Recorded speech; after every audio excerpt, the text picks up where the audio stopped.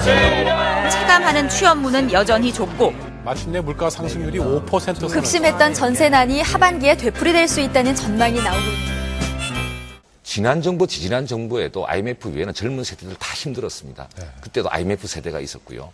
그런데 지금 이 젊은 세대들이 특별히 분노하는 이유는 우리의 견해를 존중하고 들어주려고 공감하려는 자세, 과연 그것이 집권 여당 혹은 정치권 전체에 있었느냐, 이걸 물어보는 것 같습니다. 네. 저는 진정한 반성은 거기서 시작해야 되고, 네. 흔히 이제 보수를 자임하는 분들 중에 그냥 소통의 문제를 이렇게 대화를 그냥 하면 되는 문제로 생각하는, 홍보를 하면 되는 것으로 생각하는데 저는 그렇게 보지 않거든요. 네. 바로 그 세대들이 갖고 있는 독특한 이 정보를 모을 수 있는 그 능력, 그래서 자기의 주장을 말할 수 있는 이 능력, 즉 유권자가 정부로 무장되어 있다는 점을 존중해주면서 대화하고 이해하려고 하는 이런 자세, 이런 것들이 너무나 부족했기 때문에 이런 점을 개선하고 당연히 민생고에 해당하는 취업난, 등록금, 보육 문제, 교육 문제 여러 가지를 체계적으로 정책하는 것이 절실하다는 점을 다시 한번 느끼고 있습니다.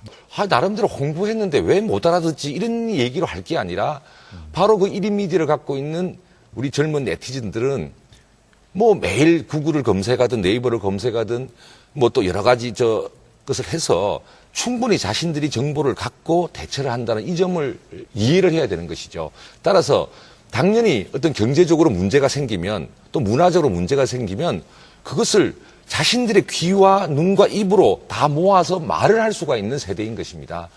이 점에 대한 분명한 인식을 가지고 정치를 하지 않으면 항상 권위주의, 그 불통 정권의 소리를 듣게 돼 있는 것이죠.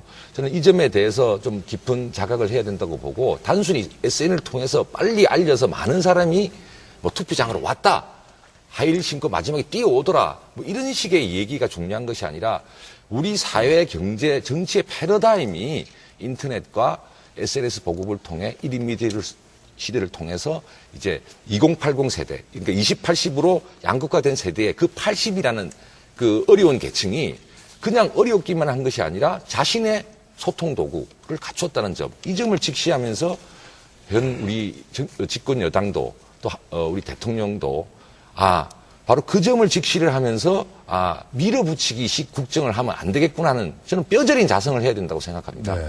정책도 우리 나름대로 했지만 사실 제가 정책이 부의장되고 서민정책 많이 했고 뭐 그때 여론조사 많이 올랐어요. 그러나 무상급식 주민투표를 강행하는 바람에 듣지 않고 네. 모든 걸 밀어붙이는 문화 때문에 다 없어진 것이거든요. 저는 그런 측면에서 SNS 현상과 그 세대에 대한 그 주권의식을 다시 봐야 된다. 네. 존중받을 세대다, 이겁니다. 네, 2040 세대 여러분, 낡은 정치를 비판하시는 것은 좋습니다. 그리고 더 많이 해 주십시오.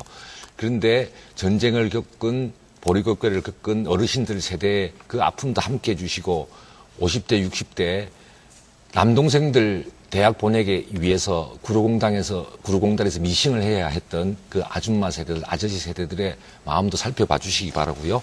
우리 또 정치권이 어르신들과 젊은 세대들 간에 그 갈등을 줄일 수 있도록 우리 자신의 티부터 보면서 하나하나 잘 고쳐나가겠습니다. 지켜봐 주십시오.